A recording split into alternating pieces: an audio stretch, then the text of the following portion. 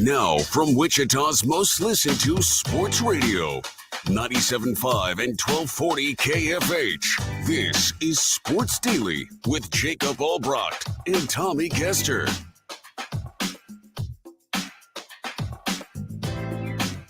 Happy Monday, everybody. Happy Monday following one of the great weekends on the sports calendar. We are on to the Sweet 16. Hope everybody's brackets are doing okay. I'm sure they're not, but maybe for a few people out there, they are. Jacob Albracht here alongside Tommy Castor. Jad Chambers, producer for us, back in the studio. It's a great week here on Sports Daily. We'll talk about KU and the end of their season. I don't think it's all that surprising, but certainly plenty to go through with that and everything else happening in this NCAA tournament. Always wild, always crazy. The opening two rounds finished with a bang last night. Great game between Houston and Texas A&M to cap things off. You tired, Tommy? I'm tired. Yeah, I'm worn out. I'm glad that we've got the band back together, though. I'm glad that you're back. You know, it's been a while since you and I have, started off a week together, and it's good to have you back. I'm glad you're here. Glad we can talk March Madness.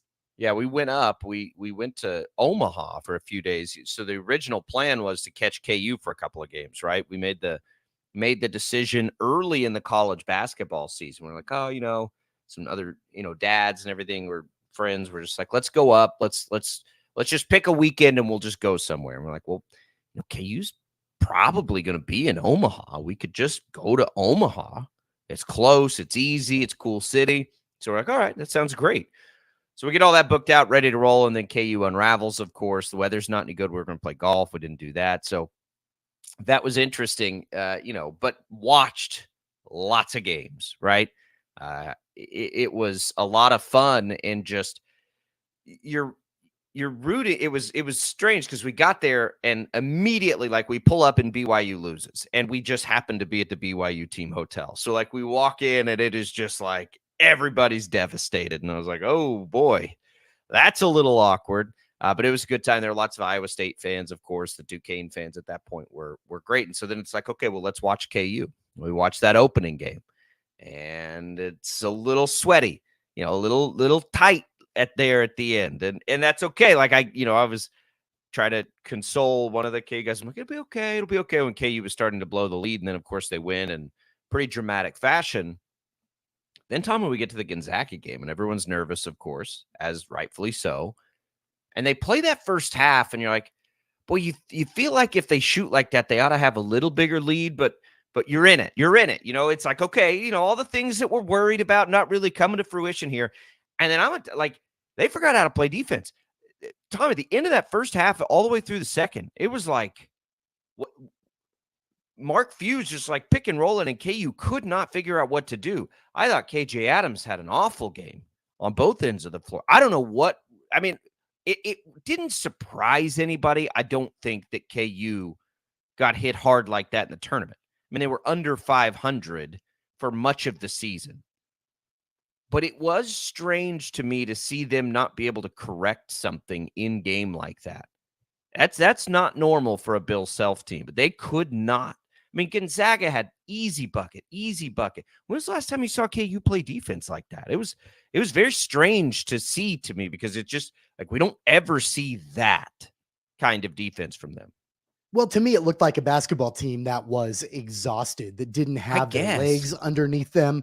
And I think that part of it, they didn't adjust well at all. And I think it wasn't until, the game was already well at hand for Gonzaga when you actually saw the KU defense actually switch a little bit. I'm like, why haven't you guys been doing this the entire second half? So I get what you're saying about that, but there was a big time concern with the lack of depth already that the Jayhawks were dealing with, the injury to McCullough, him not playing, it really being a fast-paced game against Samford in round number 1. Keep in mind, that was the late game, the last game on Thursday night. They turned around and played the first game on Saturday in the second round. So there was no time really at all to get their legs underneath them. They were dealing, I think, with a lot of that. And I mentioned it on Friday that, I was concerned about the fact that the Jayhawks had to keep up with Samford, that really in that first round had the Jayhawks been able to control the tempo and slow things down and have it be a lower scoring game, then they would be much better off in their second round game. But because they had to run up and down the court the entire time, you could tell, especially in the second half against Gonzaga, they just had nothing left. They had nothing left. Yeah, it was, and we expected that, but I think or at least I did, and then forgot about it. Right. Like we'd already known, like they had a huge break before the first game, but then they would have as short a break as they've had all year. And that spells trouble. I didn't have Kansas advancing to the Sweet 16. Neither did I. There was too much. I mean, they have been a sub 500 team for the last 20 games. That's what's so crazy about it is if you didn't watch that team closely, maybe that surprises you, but I don't think it surprises any of us, especially when you learn McCullough's not going to play. And then, like I would have lost $1 million if you told me Samford would get into the 80s and Kansas would still win that game. I mean, I would have lost so much money. That to me was shocking. And then they sort of carried that offense over into in the first half of Gonzaga. And I'm like, okay, like I guess all of a sudden this team has learned how to shoot. And then it came crashing down there in the second half. And then after the game, we get comments from Bill Self that were taken way out of context. Can we please stop? I mean, there's so much out of context, and I wasn't even really around it. I saw, it started with the McCullough thing, and he had to come out and make a statement. And I'm like, okay, because he looked mad to me too when he was talking about that. Like he looked a little annoyed. And then you had the post-game comments, and all I get are all of these headlines on my phone. Bill Self says he's thinking about last season for a month or the next season for a month. And I'm like, well, first of all, what was the question? Because I can almost guarantee you somebody specifically asked him about that. And sure enough, like, I'm like, come on, like, what are we doing here? Like, you think Bill Self was born yesterday? No, somebody asked him, what are you going to do? And then, of course, he's going to talk about, I've been thinking about it. How could you not think about it? They've been under 500. How do we Everybody's been thinking about next season. How do we make sure this doesn't happen again to the roster, right? To where we don't have depth. Everything. Just imagine for a moment if Arterio Morris wasn't a bonehead and was on this team, the way they were talking about him in the offseason. It made all the difference in the world. So I think when you hear like, I've been thinking about that, you think about that in the sense of you cannot put all your eggs into a basket like that. Not that that's what they intended to do, because I don't think it is what they intended to do. But I would bet you that they go and try to get even more high-end depth next year through the more than we've seen. Timberlake was a miss in the portal. He had a decent tournament. But he was a miss in the portal, right? Morris fell apart on them. McCullough got hurt in the year. I don't think this is a disappointing year in the sense of the team just wasn't any good. The team was dealt a pretty awful hand this year as far as just trying to win games with the run. They were thin. The young guys didn't work out, except for Furphy. It's okay. Like, it's all fine. I am very curious to see how they attack now. Do they go and lean as heavy on freshmen as they have in the past? I don't think that's a path to winning anymore, by the way, Tommy. Like, I think it's going to be hard to build a team of young players in this NIL era. I think the better bet, and KU did a nice mixture last year. Again, Morris obviously didn't work out. Timberlake was a miss.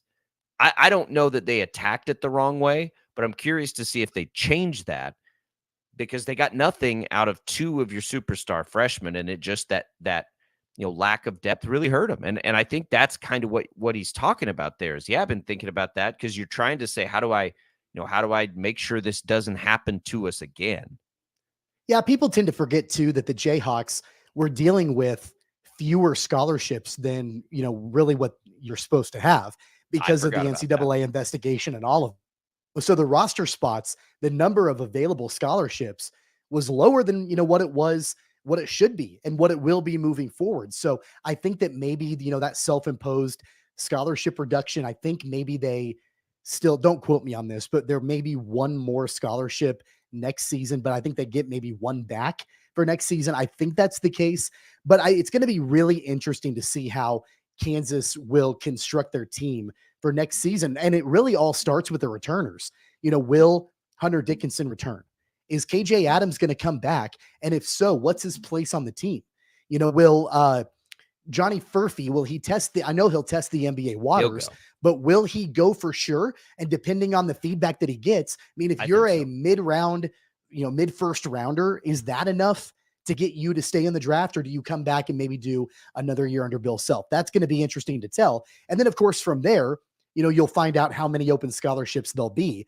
We know DeJuan Harris is coming back. I think it's really important for people with DeJuan Harris to know what he is and know what he isn't. And I think that, there were so many times that, and I'm guilty of it too, I wanted DeJuan Harris to be something that he was not. I wanted Harris to be Devontae Graham.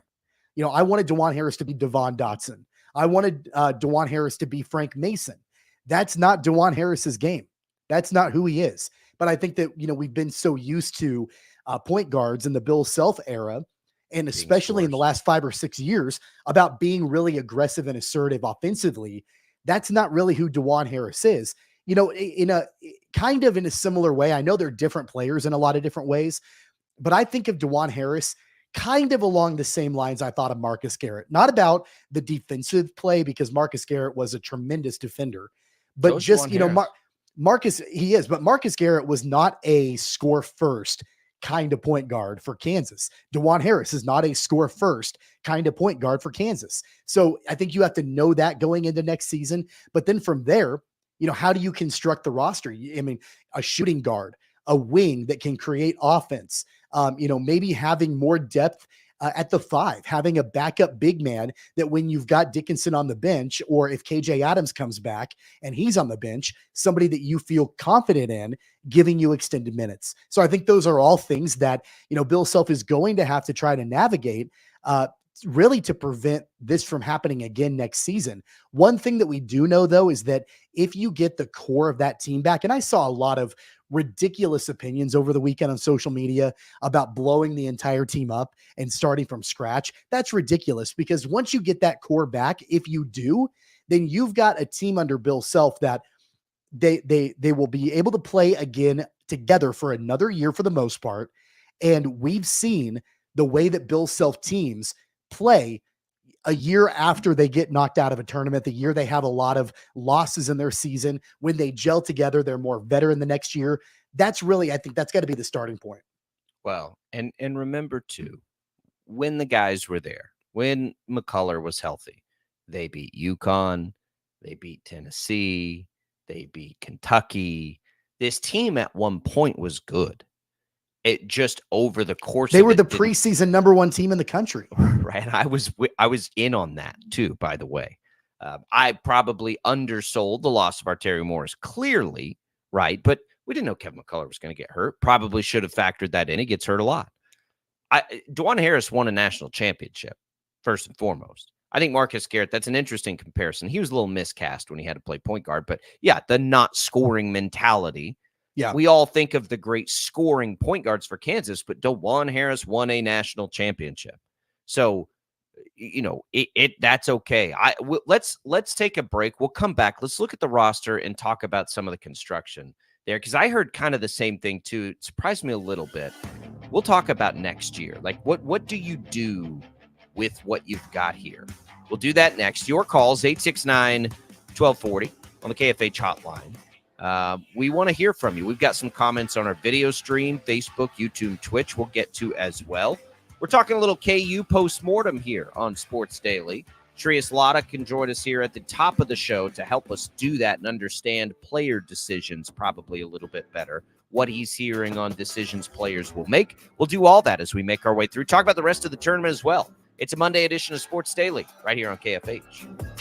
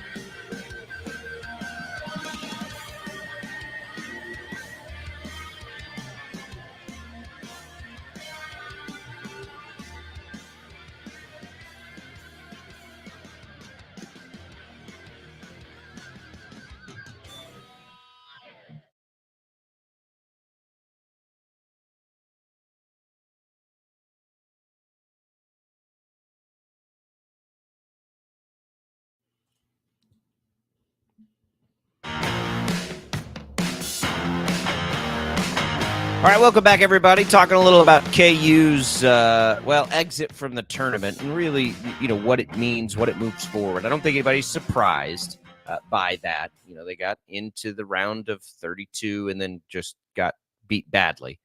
Let's start with a couple of our video comments here. Jacob Albracht, Tommy Castor here on this Monday edition of Sports Daily. Mike says that one and done hurt them and the NIL hurt them as well. Too many factors to overcome these days. I don't agree with that, Mike. I'd say go look at all the rosters still remaining in the NCAA tournament.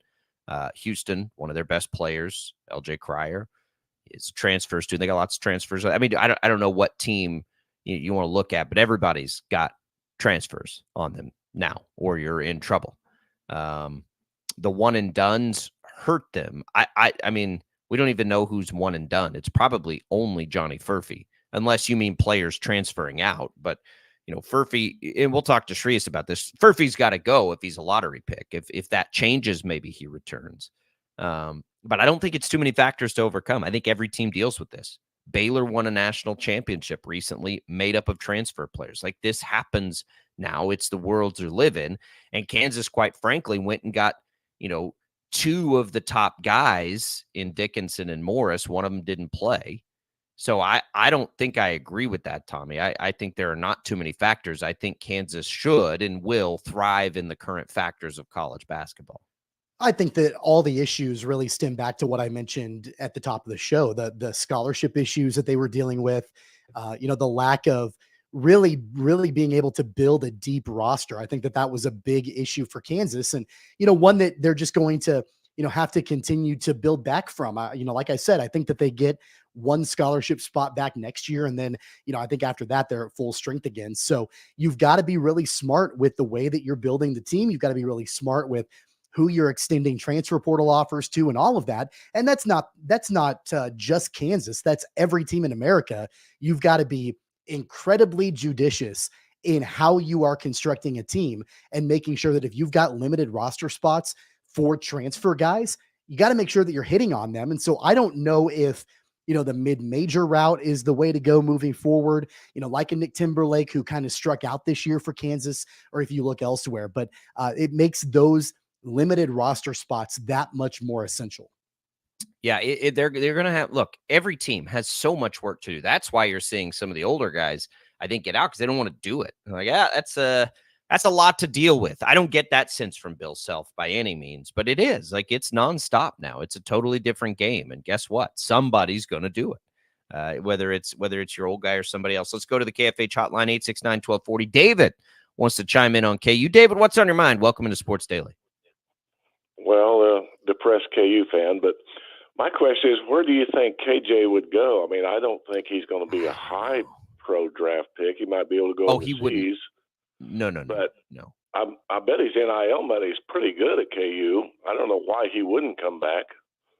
Yeah, Tommy mentioned his name. I would bet that he's back too. He's got an emotional tie to KU. KU has been amazing, I think, to he and his family through a situation that he dealt with this past season and really the past two. I would be pretty surprised if KJ doesn't come back. KJ's got a lot to work on, though, this offseason. Oh, yeah. KJ did not play well against Gonzaga at all, to me, Tommy, offensively or defensively. He looked out of sorts a little bit. Yeah. Well, hey, and the only reason that I brought up his name was because he was unsure after the game. And I know it's right after the game, and reporters are asking him his intentions, but, he said he didn't know if he was going to come back to KU or not. I would imagine, if he entered the transfer portal, and again, I don't know that he will. I agree there's an emotional tie to KU, but if he does, I mean, there will be takers that will want him on their team because of his physicality, because of his size, what he can bring to the table. He absolutely would be of value to other programs out there if he were to try to test those waters. I think go ahead, Mark, go ahead, or David.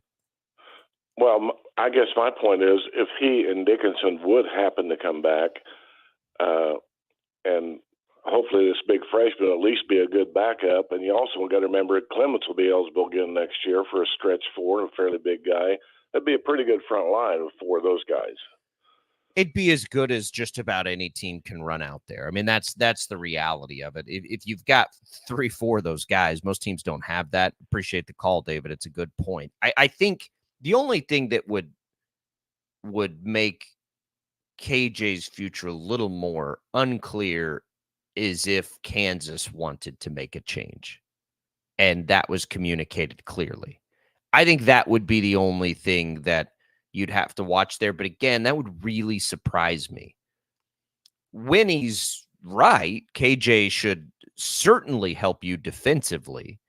I think that he does need to develop his offensive game a little bit. He seems like a prime lob guy. I mean, I think we all see that, don't we?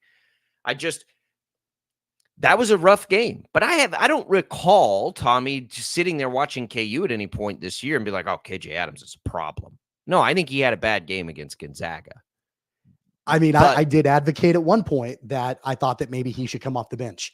And it wasn't a knock on for an energy spot. Who he is, but for an energy spot, number one. And then, there were spacing issues. You could all tell that. Everybody could tell that in a handful of games because you had both he and Dickinson down in the post.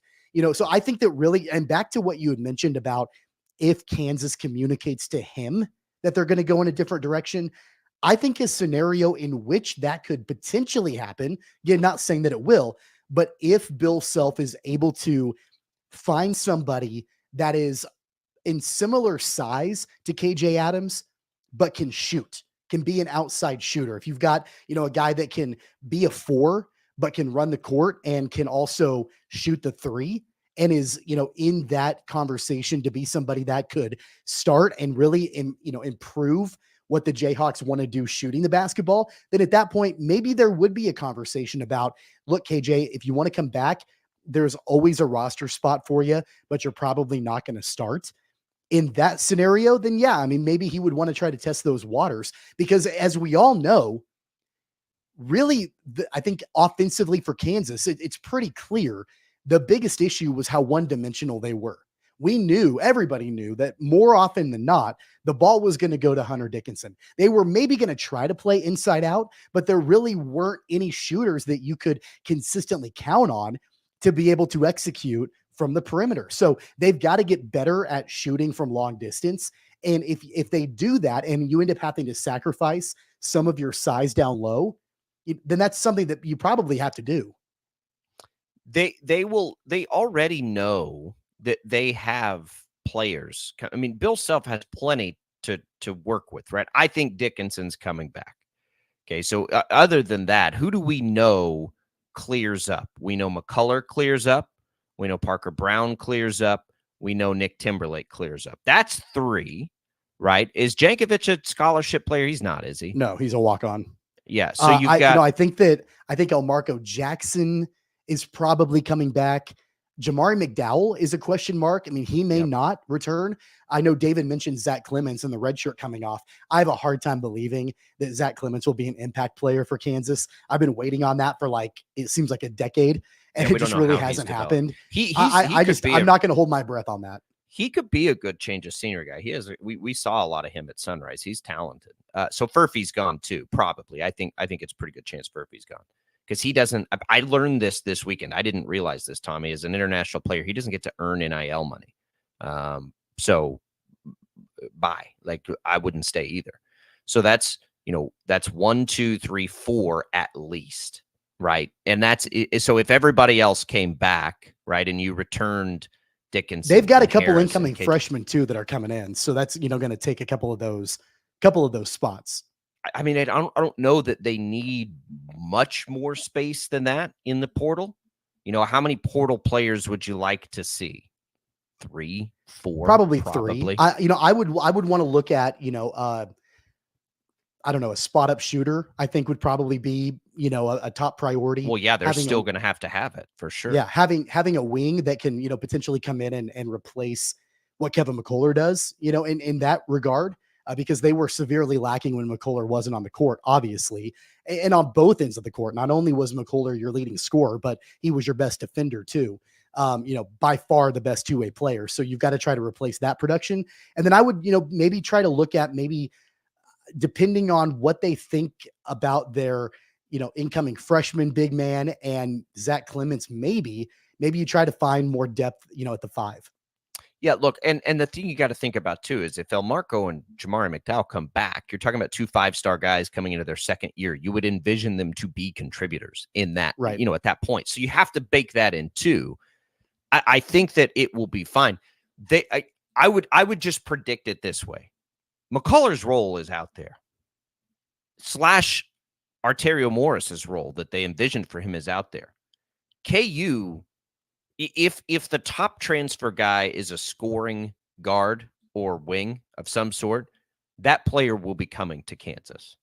I think when you think about opportunities across the country and you think about what will be out there next year, let's say you're, I don't know, Max Asmus, whoever, or Caleb Love, whoever you think that would have been last year. I don't know, pick a name.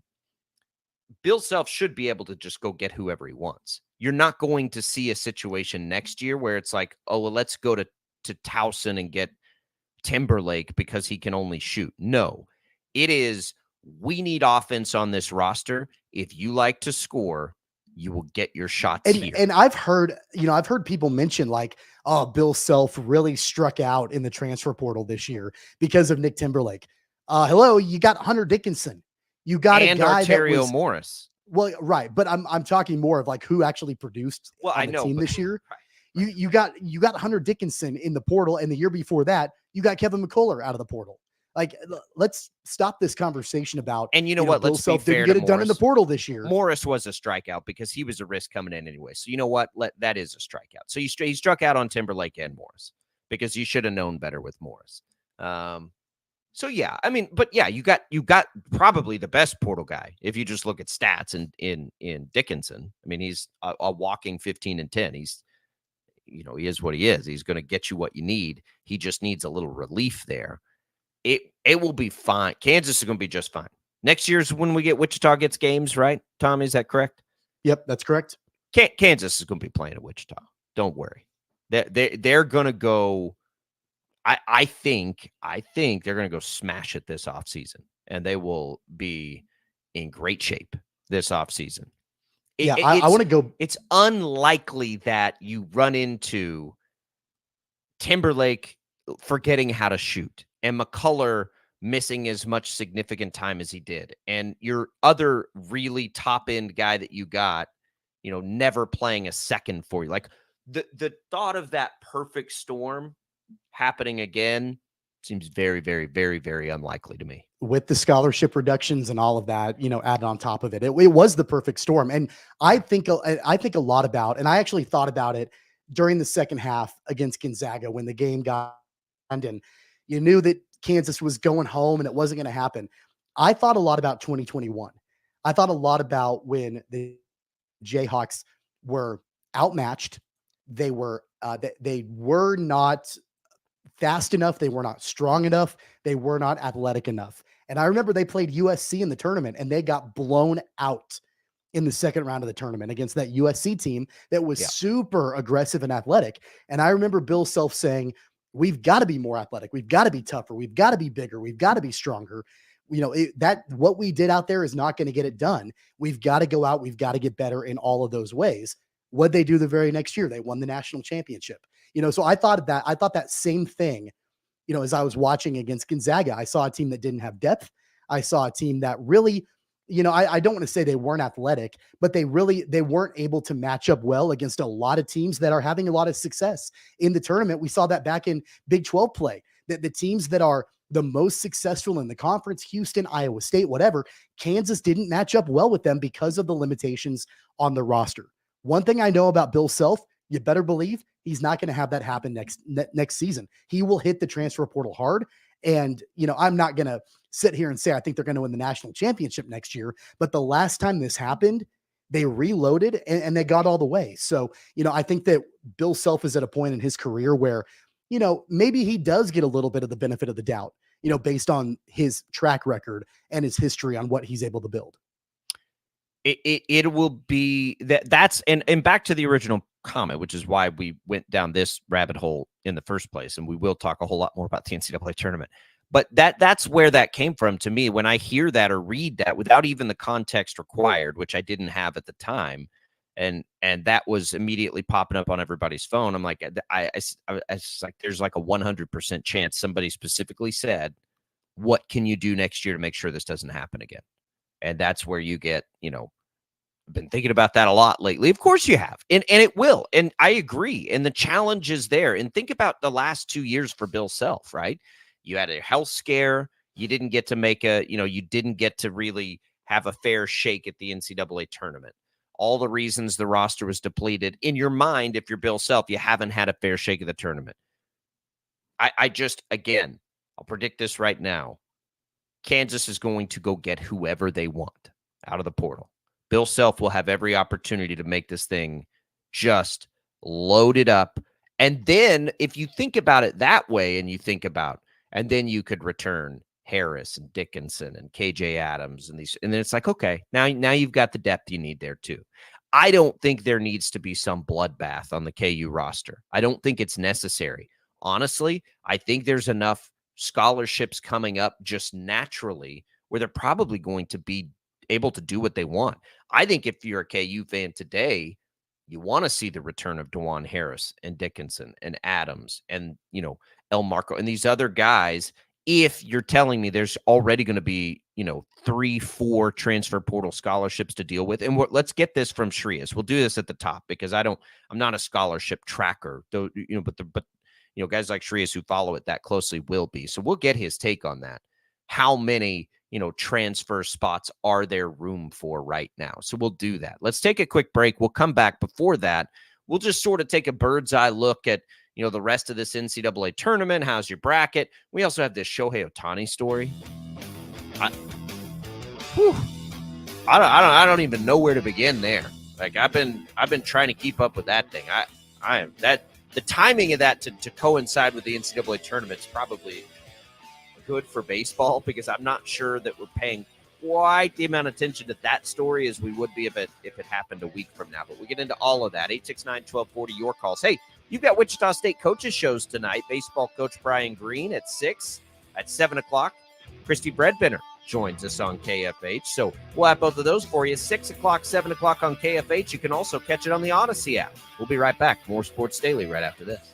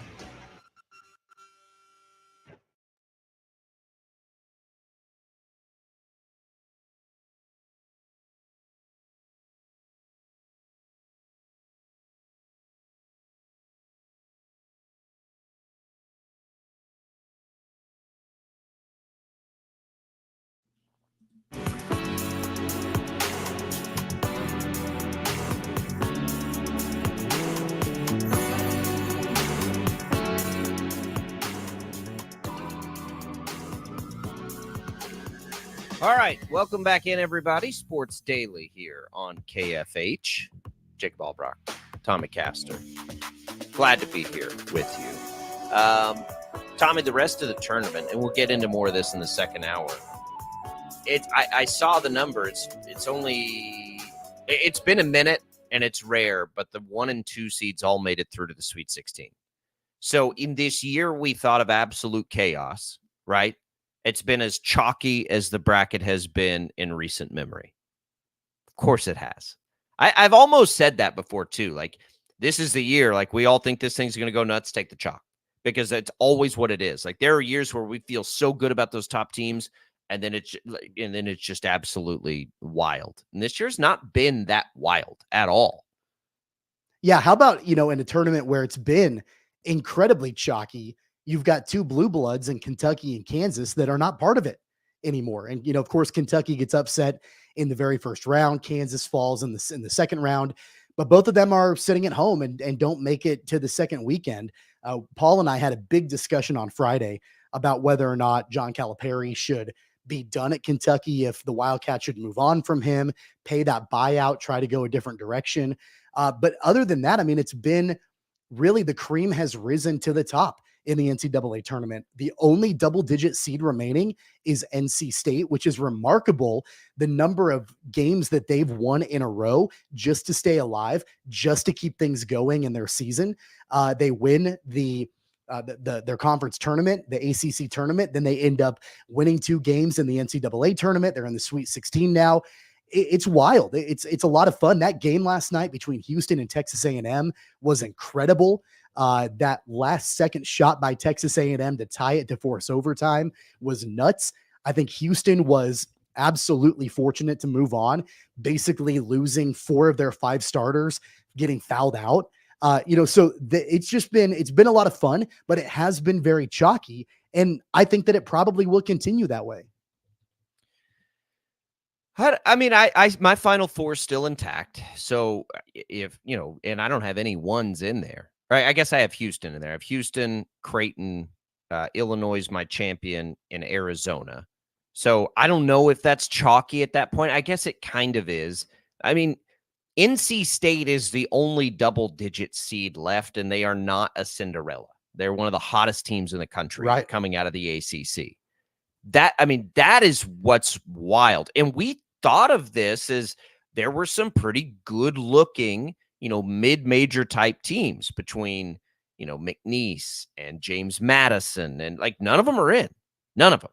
Yeah. And so I don't know if that adds to the appeal of the tournament. I don't know that it alters it too much, but we do like to see a Cinderella here. I mean, we'll all probably gravitate a little bit to NC State and their hot run, but we really are seeing, I mean, you're not far off of probably what would be the top 16, teams, right? Yeah. It's not that far away from that. Can UConn, get through?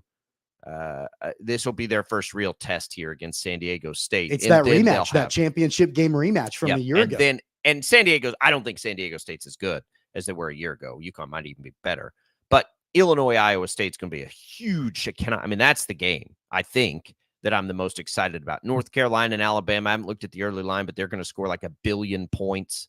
Alabama was another team that was pretty fortunate to get away with the victory and move on to the second weekend. It's, there have been those close calls, with the Cinderella teams, just about being able, getting close to getting it done. I think that with the way that everything has sort of panned out over the course of the tournament, you can really look conference by conference, and we tend to do that a lot. And look at how things are going. That yet. The ACC has been really good. The Big East has been really good. I think that of course, one of the big storylines has been: did the committee get it wrong with the number of Big East teams getting in? Should there have been more Big East teams? The SEC and the Big 12, not very good. The Big 10, not great. Pac-12, not bad. So you've got kind of the traditional powerhouses that are not as good this year as I think most people would have expected. So what do we have left here? We've got 2 out of the Big East, right? You've got 2 out of the Big East in UConn and Creighton. You only have, is anybody else out of the Big 10? Well, Marquette. Marquette's and Marquette, there's 3. Yeah. Yep. The Big Ten has 2, Illinois and Purdue. The Big 12 has 2, Iowa State and Houston. The SEC has, who else is in besides Alabama? Isn't there one more? Is Alabama the last sole survivor? There's another one. I don't, off the top of my head, I'd have to look it up. Oh, no, Clemson's ACC. Oh, Tennessee. Duh. Yeah, Tennessee. Yep. So they've got 2. I mean, it's pretty even. The point of what I'm trying to say is it's relatively even. I think the ACC clearly has had the best tournament, right? North Carolina's in, Clemson is in, Duke is in, NC State's in. Like, that's the league this year for sure that's had the best tournament, I think. And we'll see. The Big East and the ACC will work itself out. That doesn't surprise me, though. And the other thing is with the Big 12, just keep advancing. Like, Big 12, you prove it through just keeping, continue to advance through this tournament. How many can you get 2 into the Final Four? But I've always said trying to gauge a conference's success based on the NCAA tournament is 100% a fool's errand. Like, that does not equate for me. What equates for me is I think the non-con. I don't. Yeah, but I think that you can look at a conference from a top level view in the tournament. I think you can do that. And I think that, really take a look at the SEC, for example. They had a really, really bad opening round. It got a little bit better for them, I think, in round number 2. But I mean, look at the teams that fell, early on in the first round in the SEC, and Kentucky kind of led the way with that. It's not been a good tournament for the SEC. And honestly, it's not been a great tournament for the Big 12 either. Kansas out in the second round, Baylor out in the second round, TCU out in the second round. It's not outside of the top 2, with, of course, Houston and Iowa State, who I think either one of them could win a national championship this year. Really, from top to bottom, it hasn't been a great tournament for those 2 conferences. Yeah, look, I think Baylor would be the only true disappointment. I'm trying to think if I'm not remembering one. Kansas, we expected with everything that they were dealing with. I suppose you could say Texas Tech. NC State's a bad draw. NC State's just on fire right now. But I mean, Baylor's kind of the only bad one, right? Am I forgetting one? I mean, Baylor's the only one that was truly disappointing. We didn't expect Texas to beat Tennessee. I mean, I think that, yeah, I mean, Kansas I think counts, I think you could say Kansas. But we expected Kansas. None of us thought Kansas was going to the Sweet 16 in whatever combination it ended up being. I didn't talk to one person that thought Kansas was going to the Sweet 16. I really didn't. Like somebody who was looking at it honestly. So I don't know. I mean, I guess I don't want it to downplay that the Big 12 was the best conference in the country this year. But I think that, Baylor for sure is disappointing. But I also think that Texas had the talent on paper to make the second weekend. I would say the same thing about TCU. BYU got upset in the first round. I thought for sure that they would beat Duquesne. I knew I was forgetting one. BYU, very disappointing. I agree. Yes, BYU was a failure. Yes, absolutely. BYU losing was a worse loss, certainly, than Texas Tech losing.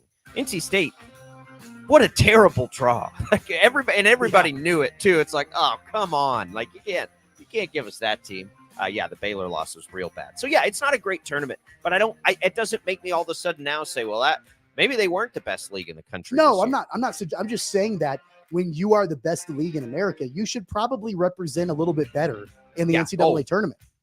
Definitely. I agree. Well, but you know what? It won't matter if Iowa State and Houston go through. We're not going to care what else happened. We'll beat our chest at that point, right? Big 12, yeah. So it's hard for me always to try and look at it that way. All right, we'll come back. We'll talk to Shreyas Laddha. We'll get the scholarship situation sort of sorted out. What is he hearing now in the last 24, 48 hours with the KU roster? We'll look at spring football as well. Anything to watch for there. We'll get into all of that, and we'll go deeper into the tournament. We'll hit the Shohei Ohtani story. Plenty to talk about here. Hour number 2 coming on Sports Daily for you. Albracht and Castor. We'll be right back.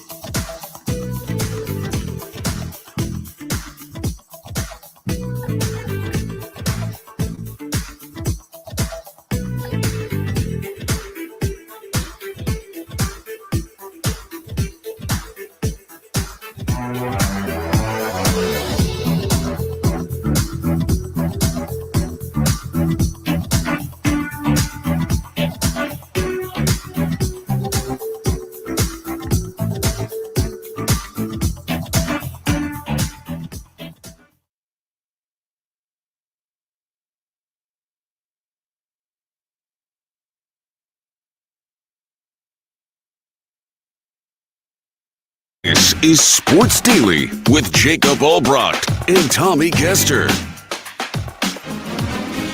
It's that time, Sports Daily, getting all the inside information on the Kansas Jayhawks. Let's go now to the KU football and basketball beat writer from the Kansas City Star, Shreyas Laddha.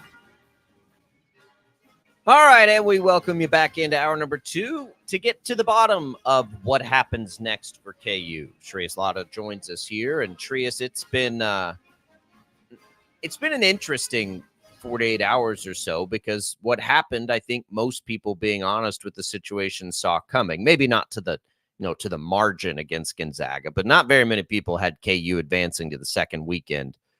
So it doesn't happen. It happens for the reasons we don't expect. Bill Self gets taken out of context a little bit on a quote. Everybody's what is happening with the roster right now that you know of? What do we know for certain, and what are the biggest question marks now just to the roster for KU basketball next year?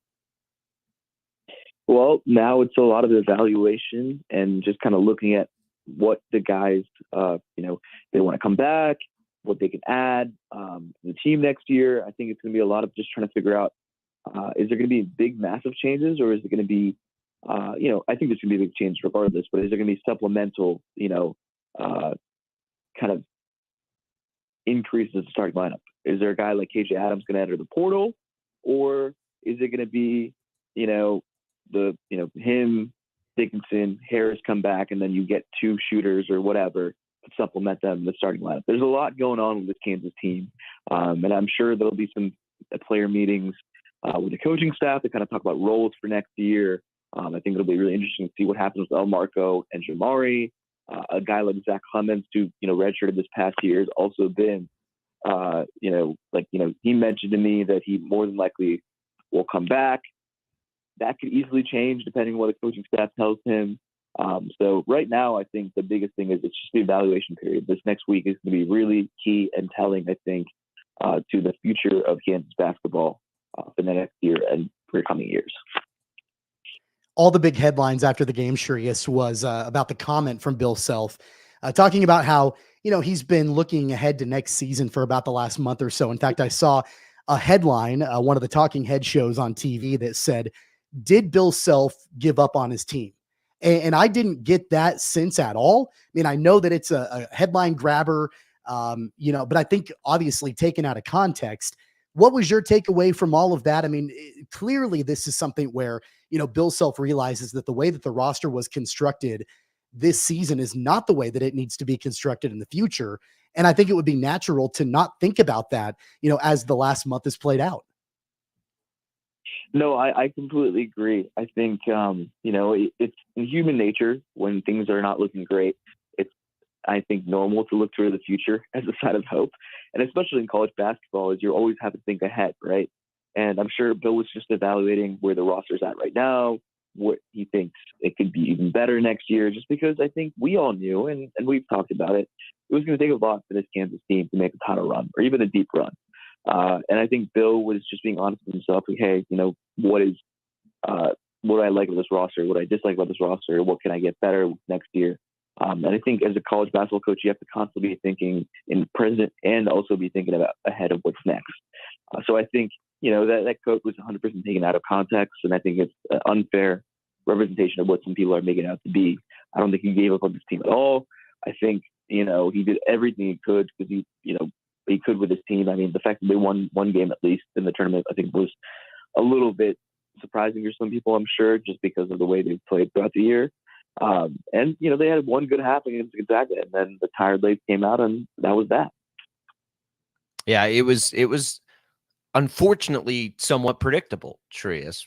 Johnny Furphy, is he for sure going to hit those? I didn't learn this until this week. I didn't even realize he doesn't get NIL money. So lottery projection for him is almost a certainty he would go, don't you think? Or is there more to it? He hasn't been a lottery projection for a little bit now. Like ESPN just came out with a mock. It's like number 29 they haven't picked. So, he's dropping the mid to late 20s. So I think that might have a, kind of a thought process, maybe change up things. Because if he was a guaranteed lottery pick, you tell him, you go. Now it might just be, well, he declares, checks out the process, sees what the teams say, gets the evaluation, come back. Kind of like Kevin did last year. I think the way the last month has gone for Johnny, it has definitely exposed some questions for him and for Kansas. And I think another year would be good for him. But I'm also not of the belief, a lot of college basketball fans think that guys can't develop in the NBA. I don't think that's true. He can definitely develop. It's just, he's going to be raw going in there. He's not as ready as Brady was. And he shouldn't be. He really blew up. His basketball career blew up in the last 4 or 5 years, really, since he became 6'8" in 2020. So I think he's going to have to make that decision of whether he wants to declare it or not. I think that's going to be big. And I think him and his family are evaluating that right now, trying to figure out what's going to happen. But I have a feeling that if he does declare, he'll go work out with the teams. And unless someone guarantees him that they're going to pick him mid first, I have a feeling he'll probably come back for another year, just because another good year, a really good year next year would only help him. Well, KJ Adams was pretty non-committal after the game. Said he wasn't sure if he was going to be back or not. Obviously there's a big emotional connection with him and the university. We brought up an interesting scenario in the first hour where, there could potentially be a situation or a scenario where Kansas doesn't want him back, or maybe there's something, in the portal or something that Bill Self is doing that, could replace his production. Do you think that's likely or realistic, or do you think we'll see KJ Adams back? I don't think it's out of the realm of possibility that KJ Adams does come back, because Kansas is at this weird spot, and it's KJ Adams is a really, really good player. I think he, we saw when Kansas played him at the 5 that they got to the number 1 overall seed and made a decent run, obviously without Bill Self. The thing is, if Dickinson comes back, KJ, him, and DeJuan have all sorts of spacing issues, as we've known. Even if you put the 2 best shooters around them in the country, I don't know how good the team would look on offense. And defensively, we've seen KJ does a great job of, I think, making up for Hunter's defensive deficiencies, but still they have issues guiding the 5-man on the perimeter. So I think it's going to be interesting, because a lot of people think that they need a shooting 4 alongside Dickinson. And I don't necessarily disagree with that, but I will say this, and I think I'm in the minority here. I think it's easier to build a team around KJ Adams playing a small ball 5 than it is to build a team around Hunter Dickinson and make a title run. I think Hunter is a very good offensive player. He does a great job on the boards. But as I've said it before, he isn't a guy that you can sit there and say, go get me a bucket in clutch time, because it's a lot easier to predict what he's going to do. He's going to back you down on the post. It's a lot easier to defend. He'll shoot a 3. He's not Jalen Wilson, not Kevin McCullough. He's not Grady Dick. He can hit you a tough mid-range shot or a 3-point shot, with a hand in his face, right? And then that's not including the fact that on the defensive end, as much as Hunter has done some good things, it has completely affected the way Kansas covers the perimeter shots. And it's the reason why teams just go off on them by half to half, because sometimes they should be playing drop. They don't play drop. And I think Hunter's coming back. Obviously things could change, but I would sit there and really think about things if I was Kansas, in the sense of are we going to really push KJ, who's given everything they have to the program, if it comes down to that? Because it could be a same scenario where they might move to the bench if they bring in a guy who's shooting well from 4 and he just plays heavy minutes. So I think KJ has a lot to think about, and Kansas has a lot to think about, just in the sense of what's next for both sides. Because I wouldn't be surprised if Bill and the staff think hey, we can get a guy who's a better fit alongside Hunter. But I will 100% go back to, well, I think Hunter's just harder to build around. So if that's the case, I mean, is that just a part of the conversation? I mean, could you rotate those two guys at the 5? I mean, I don't know if there's enough minutes for either of them to be satisfied in that role, but is that the only answer then? And I think a lot of people wonder the same thing. It just doesn't look like it fits together as much as we thought it might. But what is the solution? Is there a solution where they can stay together?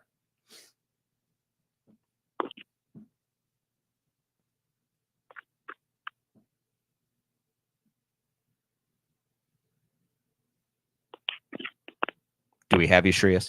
I think we may have just lost Shreyas there I think we just lost him.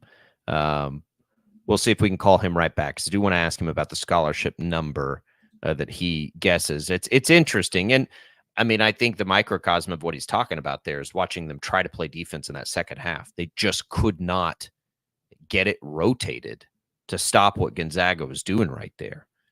And we're not used to that. And yeah, it was. We're all watching the game wondering the same thing. Like, why is Hunter at the top of the key? Like, what are we doing here? And so, and I'm not smart enough X's and O's to tell you that kind of stuff, but it doesn't look right. It doesn't look right. And so I mean, I can't imagine there would be a scenario where you have KJ backing up Hunter Dickinson next year with the 4. But I don't know if you're going to, Kansas has got to be able to play defense, Tommy. That's bread and butter right there. Shreyas, we've got you back now. Just to follow up on that. So if the coexistence of KJ and Hunter Dickinson isn't working correctly, is the only solution then to let KJ back him up maybe, or like, can they coexist still? Is it even, doable in your mind? I don't think it's out of the realm of possibility, that they can coexist. I think it just makes it a lot harder to play basketball. I mean, you really have to surround them with the right talent. You need a guy who shoots 40 plus from 3, like 2 different guys that shoot 40 plus from 3 on high attempts, right? Because you're also having the whole DeJuan Harris equation, right? Like, DeJuan that played against Gonzaga in the first half was the one that you want DeJuan to look like, right? But the spacing on the floor is just, I think, an issue. And then you bring in the fact that although KJ does a tremendous job on the defensive end to make up some of Hunter's deficiencies, the system is built around Hunter, maximizing his strengths, which is some of the rim protection stuff like that he offers, and also minimizing his mistakes, which is the perimeter issues. We've noticed, and Bill's talked about it, anytime a 5-man can shoot, it's an issue for Kansas, because they just, Hunter's not quick enough to kind of contest sometimes, and some of the he doesn't even contest, period. And other times it's just the way the system is built is, stop 2-point shots near the rim and give open threes. And that's how, they've lost some games this year. So it's a really fascinating thing, because I think it's tough to ask, if they do bring in some guy, it's tough to ask KJ to come off the bench after everything he's given you the last couple of years. So if that scenario does happen, it's a lot for Kansas to really think about. And I think, whether he's at Kansas or where he's at somewhere else, KJ would thrive. He works his butt off. He's a really good player. He's a unique player. And, we've seen the success that Kansas has had with KJ at the 5. We haven't seen the success Kansas has had with Hunter Dickinson or anywhere close to it. Obviously, there are roster construction issues, but, they were number 1 overall speed with KJ at the 5. Do you think it's fair, Shreyas, to adjust expectations for DeJuan Harris? I mean, we know he's coming back, but we also, I think, have a better idea who he is, and I think that there were some unfair expectations put on him as far as the way that his game is played. He's not a score first point guard. And, I know I can speak personally. There were times where I wanted him to be Devontae Graham. I wanted him to be Devon Dotson. That's not really his game. So I wonder if going into next season, especially if there are, you would at least hope, better shooters at the 2 and maybe the 3 to take some of that pressure off of him and some of those expectations off of his shoulders. Do you think it's fair then to adjust those expectations that we all have for him? Yeah, I think so. I think with it, he is who he is at this point. He's a very good point guard. He's a facilitator more than a shooter.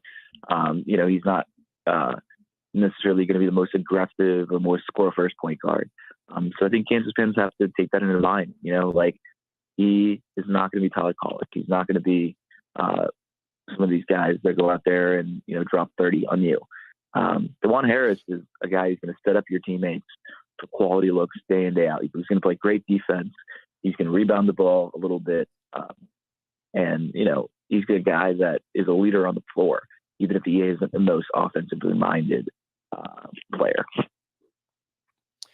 So what are we looking at? How many, if you had a crystal ball here, Shreyas, and just could wonder, help us with the scholarship situation. We know there will be a handful that free up, but how many transfer portal scholarships do you think Bill Self and the staff will be working with this offseason? Do you mean who's leaving the team, who's coming in? Doesn't both, right? If it based on who you think's leaving now and who is coming in, what's left of the scholarships right now to go get players in the transfer portal? Okay. So, I anticipate one of Jamari or Elmarco probably gets told and has that conversation of, we want to bring XYZ in. So they might try and freeze scholarship through that. So one of those guys, I wouldn't be surprised if they are entering the portal in the next week or so. Zach Clements is another scholarship that could free up. Obviously, he didn't count for a scholarship this year because he's redshirting, but he's another guy because I just don't know what his role would look like next year unless he plays the back of five, which he could take the Parker role. I anticipate Kansas probably brings in at least 3 guys from the transfer portal, depending on how many guys leave the team. But the biggest thing is if Hunter comes back, Johnny comes back, you're not getting, you already have 3 guys left leaving the team. Then you have 3 freshmen incoming. So those 3 freshmen replace the 3 guys that are leaving. But since Kansas only had 9 scholarships last year, they can still bring in 3 guys. But remember, I think the Arturo Morris scholarship counted against them. So still, they would only be able to bring in 2 guys from the portal unless a couple of guys, 1 guy left. So at least I expect 2 or 3 transfer portal guys because I presume somebody from Kansas will leave, whether it's Zach Clements or Jamar McDowell or Marcus Jackson. I have no idea. One of those 3 guys, I have a feeling will have the conversation with the coaching staff, and they'll have to make a decision there. But I think 3 incoming transfers seems like a good number for me, alongside the 3 freshmen, potentially 4, if they end up getting Liam McNeely. And then the alteration of that potentially would be the decisions to be made by Furphy and KJ Adams. Yeah, with Furphy, KJ Adams, and Hunter Dickinson. But I anticipate Hunter comes back. Yeah. I think that. Yeah, I agree. Okay, so that's okay. So somewhere between 3 to 5.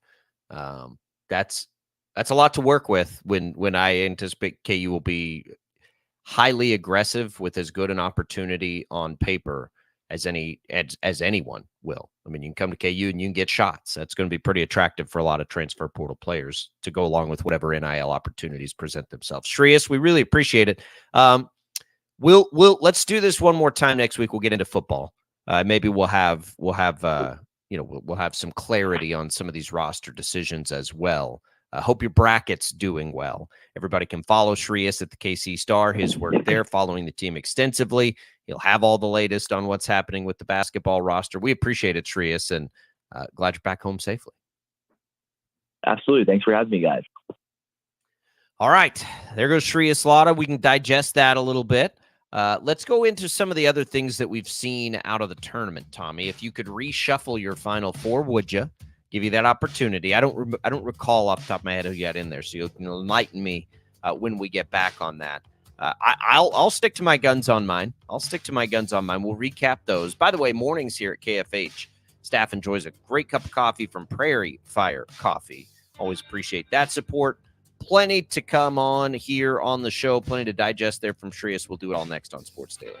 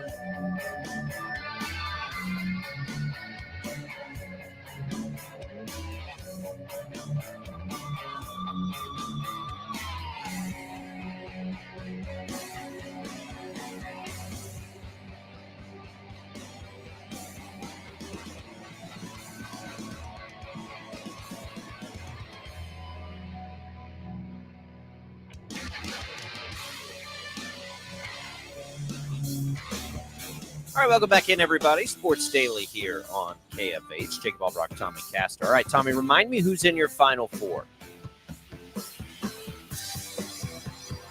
Yeah, so I've got Houston in the Final Four. I've got Creighton in the Final Four. I've got those two teams facing each other in the Final Four. And then on the other side of the bracket, I've got Arizona. They're my national champion, by the way. And then I picked Auburn to go to the Final Four. So 3 out of my 4 are still there. Auburn obviously got bounced in the first round. That was I was shocked by that one because I felt like Auburn was really strong going into the tournament and like a super tough team. That one, but overall, I mean, 3 of my 4 teams are still there. My national champion is still there. I like Arizona to still make that happen. So yeah, I feel pretty good about that. Yeah, I've got 4 out of 4. I've still got the only other change for you is I'd had Illinois over Auburn. So ours are the same. I have Illinois beating Houston. So who will you now then? Because I assume you'll just stick with Houston, Creighton, Arizona. But Correct. Who do you?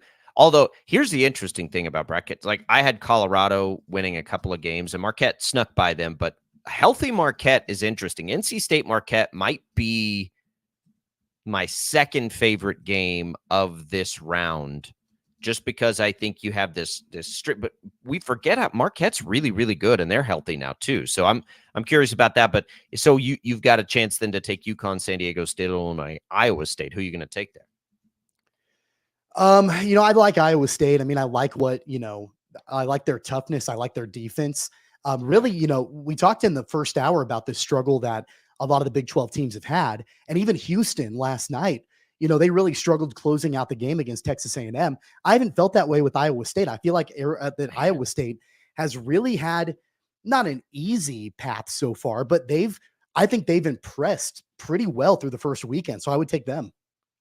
It's crazy about Houston but they went into that overtime and created and dominated kind of in a way we hadn't seen them do because Cryer fouled out. I almost think that could make Houston more dangerous the way that game ended. The way that they were able to figure that out without Cryer and having walk-on freshmen shooting critical free throws down the stretch. I mean, that's what not walk-on freshmen, but a walk-on. You know what I mean? It'll be interesting. UConn looks great, as we knew they would. I think most of us thought and hoped that they would potentially catch FAU in that second round. I mean, them against Northwestern, that's not even fair.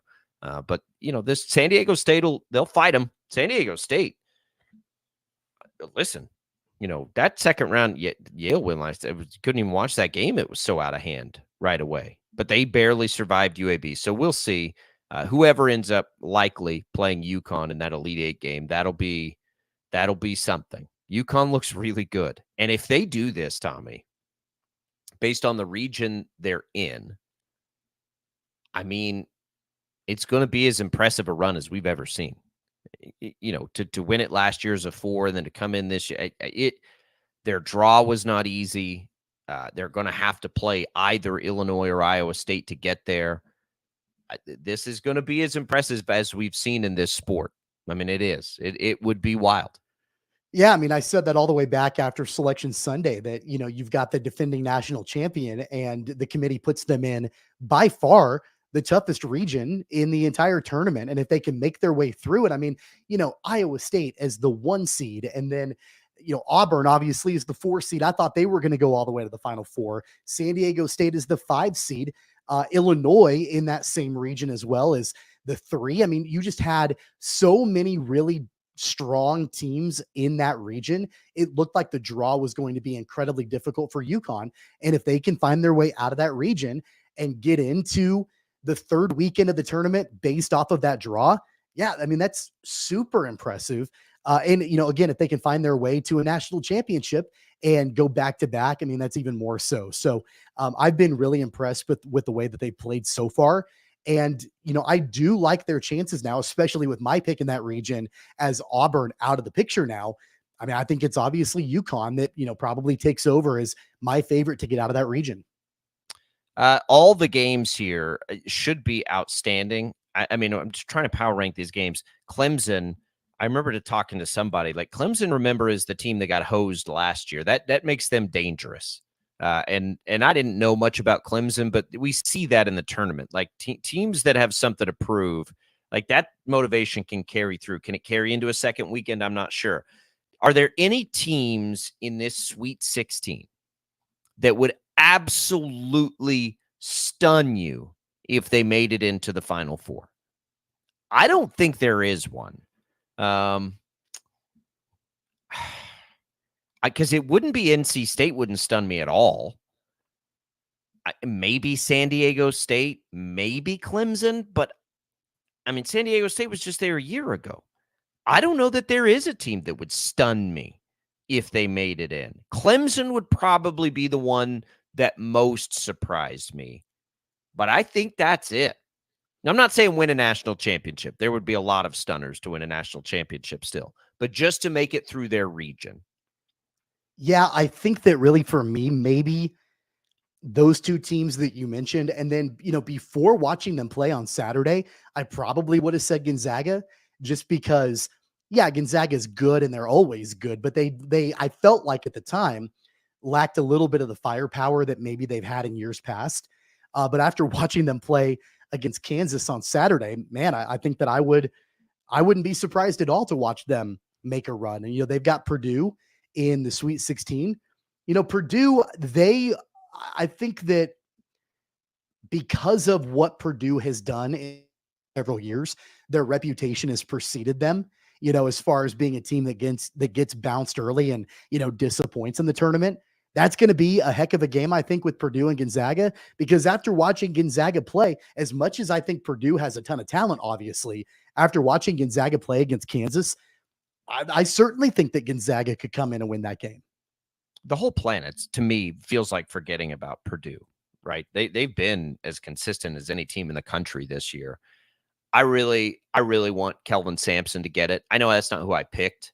I would love to see Illinois and Brad Underwood get it too. Purdue getting over that hump would be kind of cool also. My wife's alma mater is San Diego State. If I had to power rank what I want to see happen, let me see. I would say I would love it for the Iowa State fans. I'd love, obviously, for my wife or my mom's alma mater, which is Houston, to go through. Purdue's going to be up there for. I like to see teams get over that. Obviously, Gonzaga, I think, needs to get one at some point to solidify what they've done. There's a lot of good stories on a champion here left. Pretty much no UConn, please. No Duke. No North Carolina. Any team that's been there before. Like, am I forgetting anybody some fresh else? blood in there, I'm fine with that. I think those are the only ones. Yeah, as long as it's not one of those three teams, I'll be pretty happy. Regardless, I don't have any. I don't know anything about Clemson. I'd love to see Creighton make a run. I've got Creighton in my Final Four. So I do too. I like Creighton. Obviously, they've always had that great coaching with Greg McDermott, and they're a team that everybody pays attention to quite a bit. And then occasionally they'll make a run to the second weekend, but never really gotten all the way. I think that this would be a year that they could possibly do that. It'll be a good one. We got lots of opportunities for success and happiness, I think, with the champions now that the local teams are out and all that's done with. I do want to talk about two more things if we can do it today, and we'll get to Shohei. We've got lots of time for Shohei. We'll get the latest there. We'll get the shocker roster changes as Colby Rogers is out. I've been out a couple of days. We can react to that just a little bit. A couple loose ends to tie up before we go here on Sports Daily. We'll give away some HTO coffee and tea right now on our way out to the KFH hotline. 869-1240. First caller will get a free iced tea card to HTO, good for the Wichita East or West locations or in Derby, and a free card that'll get you some coffee now featuring free reign. That'll be good in Derby or in East Wichita. Good luck, everybody. We'll have that giveaway winner when we come back, and we'll tie up some loose ends here on Sports Daily.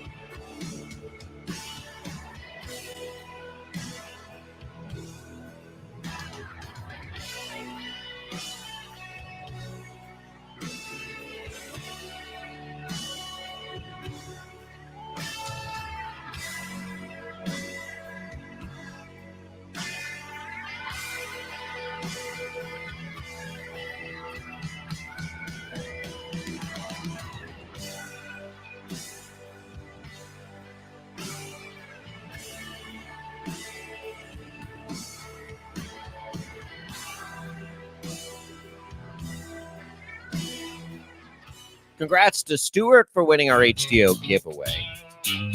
We will do that each and every day we can here. Love giving stuff away. It's almost baseball season. We've got all kinds of good baseball coming for you. Royals, Wind Surge, my Texas Rangers trying to repeat as champions. Whatever you like. It is almost baseball season. Wichita State, Shocker, baseball, and softball season. You'll have those coaches shows coming up tonight. Shocker basketball. Colby Rogers was kind of a kick in the stomach. I don't know if that paints a bigger picture yet, Tommy. I've thought a lot about that one. We certainly wanted him back. I don't think there's any doubt about that. He's going to be very valuable out of the portal, right? Don't you think? Like I sort of get it, but I don't know what to make of it for next year for Wichita State. I don't know. But I know it hurts, but I think the more I think about it, I get it. I understand it. But they're going to have to replace him. Getting the Quincy Ballard news is good. I was really hoping he could come back like the way he developed this year. But in the beginning, when I see it, it makes me panic a little bit. But then I'm like, I guess that shouldn't surprise us, though. Like, Colby Rogers is going to go be a high major guy somewhere, I think. I mean, I think his suitors will be heavy. Yeah, I mentioned it on Friday. I don't begrudge Colby Rogers at all for making this decision. I mean, you've got an opportunity, I think, to go cash in And I honestly believe he's going to make a good amount of money from NIL in the portal. And not only that, but more than likely, he's going to be able to go join a team that I think could probably be awfully competitive and make a postseason run. I really think that. And so, that because of that, I don't fault Colby Rogers at all for making a move. Number one, to make more money.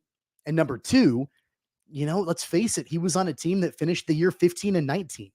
I think that you've got that chance to probably go find a more competitive team in maybe a larger conference, a team that plays in a larger conference, and, be a little bit more on the radar. So I definitely get that. But from a Wichita State perspective, sure, absolutely. And that's going to be the challenge year in and year out, regardless of the success level of the program. It's when you've got individual players that are playing at a high level, how do you retain them? It happened last year with Jaquan Walton. Remember that? Everybody was like, we got to do everything that we can to keep Jaquan Walton. And not only did he leave, but he left within the conference. So you've got kind of that whole scenario playing out. And I don't know where Colby Rogers ultimately will end up, but that's going to be the challenge year in and year out for this program, is not only making the program as a whole better, but retaining players that you do bring in that have a lot of success within your program. Well, I tell you right now, Colby Rogers to me would make sense depending on what else happens in the portal at Kansas. Guy that can shoot. Sure. Right. 100%. So that's what, and I think, so when I think about that entire situation, I think about the future of the program. Like Wichita State just needs to get to the point where and probably most importantly, they're competitive enough in the NIL space that this doesn't happen that way. Like players don't need to make that decision, right? You're competitive in the NIL, at least to your very best players, right? And I think that's attainable and achievable. The other portion is, and this is why there's a little bit of a chicken and an egg and why it's all so difficult, you also have to not have those players want to go somewhere else where they think they have a better chance to win at a high level. And so right now, I think the Shockers, and again, this is me not knowing the NIL space. I don't know the numbers. I don't know what they have. I don't know what I don't know. But you've got to have both to be successful. And right now they're a little lacking in both. And so it will take great coaching for a little while to build both of those things up. And we hear about building and all these other things, but you have to be able to prevent losing all your best players that you're investing in to get there. It's going to be tough. In a best case scenario, Wichita State absolutely competes in that world. They compete in the fact that their top players aren't going to leave because the NIL opportunities at Wichita State are just as good. And they're going to be successful enough that it's not like, man, I'm about to graduate. I got to go try to win. So I want to go play in the NCAA tournament. I want to do that one time before I'm done playing basketball. So it's kind of both of those things. I think in that sense, it's very troubling, but it's not surprising.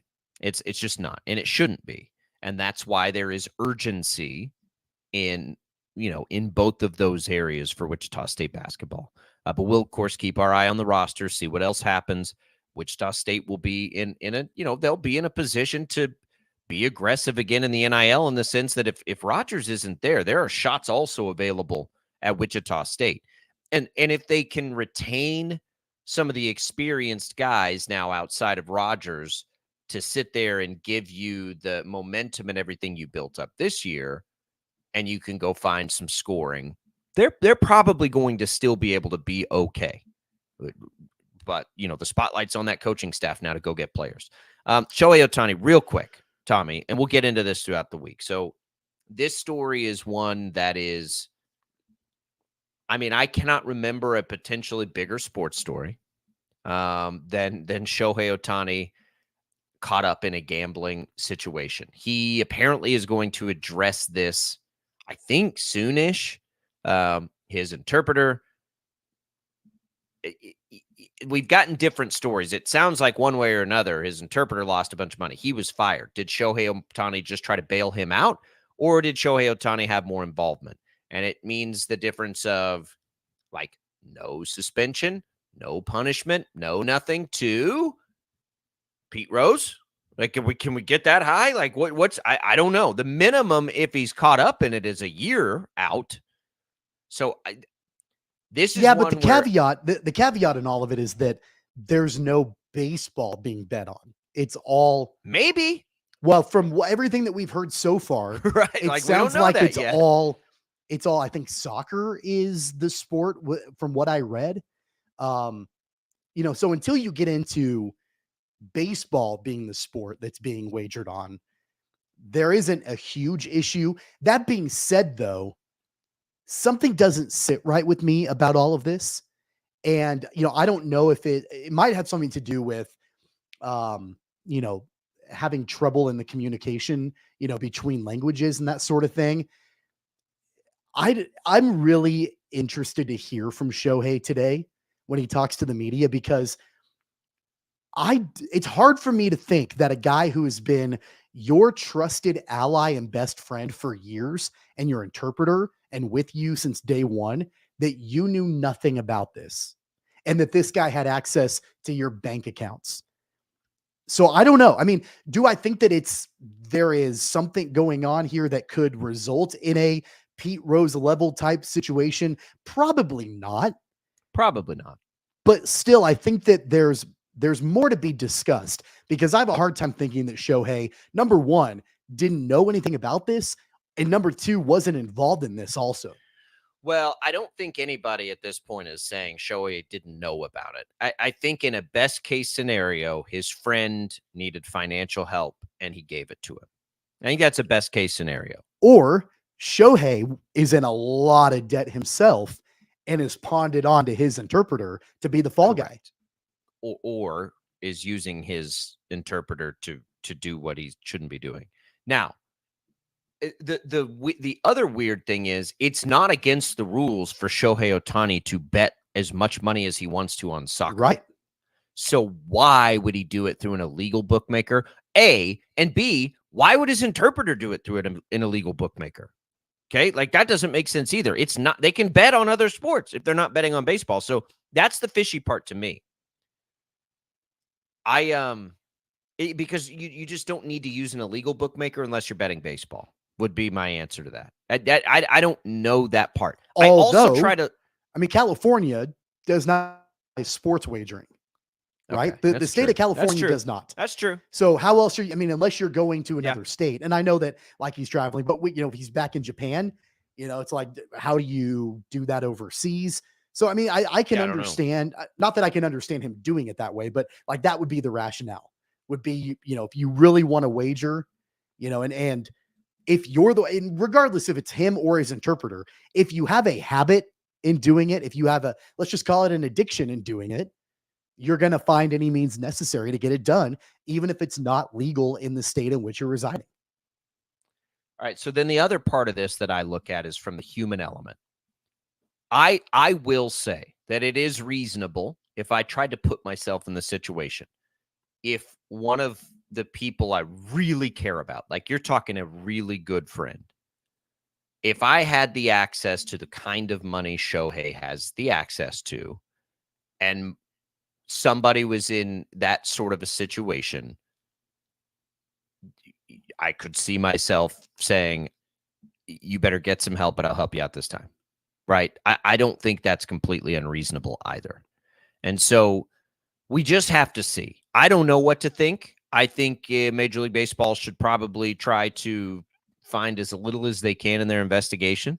I mean, he's a cash cow. He's a golden goose. I don't, this is strange. It's a different world than Pete Rose. Pete Rose was not likable. Like, Shohei Ohtani is very likable. I don't, and I mean that just like as if you're being asked questions about it. I don't mean anything about that Pete Rose. Like, he's just not like an overly friendly guy. I don't know what's going to happen here. I have absolutely no idea, guess, nothing. I don't think baseball wants to suspend Shohei Ohtani for a season. And I don't think they can do really anything less than that if they find anything. So the biggest thing that will happen is we'll see what Shohei Ohtani has to say. I mean, honestly, until we see that, I don't know how we're supposed to try to guess at what this is. By the way, and I don't mean to change the subject, but an announcement came down from the NFL. Hip drop tackling, completely banned, unanimously agreed upon, above the objections of the Players Association. The NFL has banned that for the upcoming season. I can already tell you that's going to be the major storyline entering the regular season. People are already, it's the flag football comments have started. Look, they want, the league wants scoring and the league wants less injuries. They want scoring, they want less injuries. And I'm pretty sure the hip drop tackle causes more injuries than any other play, from what I've known of it. So here's what's going to happen with that, Tommy. Here's a prediction for you. Everyone's going to be really upset, and then next season we'll all complain when they get flagged for it, and the ratings will go up. Yeah. Yeah, like, okay, tough guy, you gonna stop watching football now? Because people have been saying that for a long time, and it never happens. That would be my initial reaction. We'll get into that later this week. 869-1240, we'll come back. Sports Daily wraps up after this.